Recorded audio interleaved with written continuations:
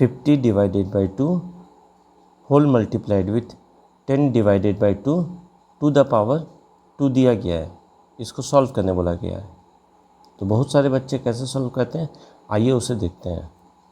सबसे पहले सवाल को लिख लेंगे, 50 divide by 2 multiplied with 10 divided by 2 का होल स्क्वायर।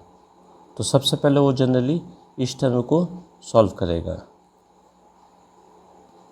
तो इसको लिख लेंगे 50 डिवाइडेड बाई 2 और 10 को 2 से डिवाइड करेगा तो ये आएगा 5 और 5 के ऊपर में स्क्वायर लगेगा और यहाँ मल्टीप्लिकेशन का साइन लगा देगा।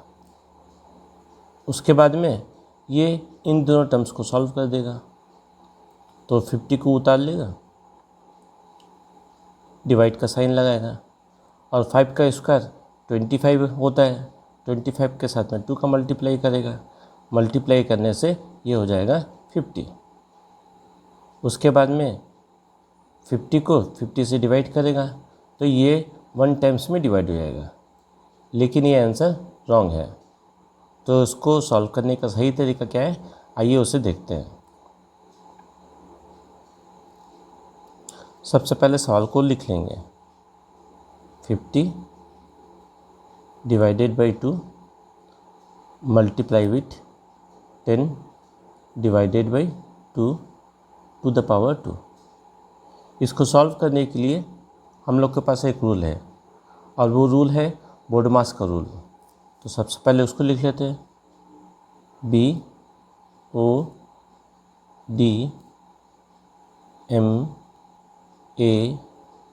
BODMAS, B for bracket, O for off, D for division, M for multiplication, A for addition और S for subtraction होता है।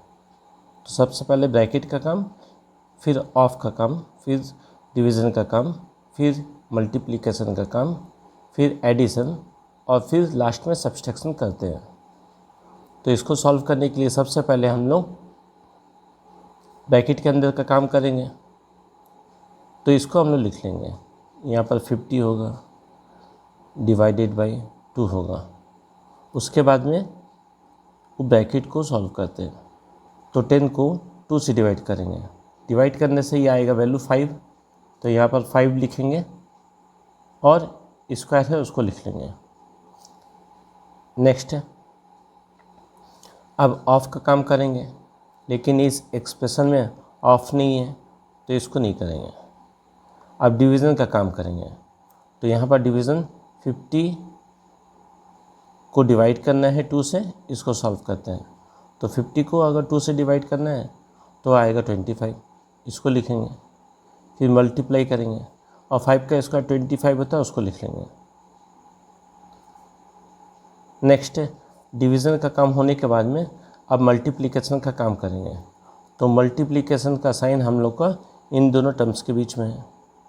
25 के साथ में 25 का मल्टीप्लाई करने से ये आएगा 625।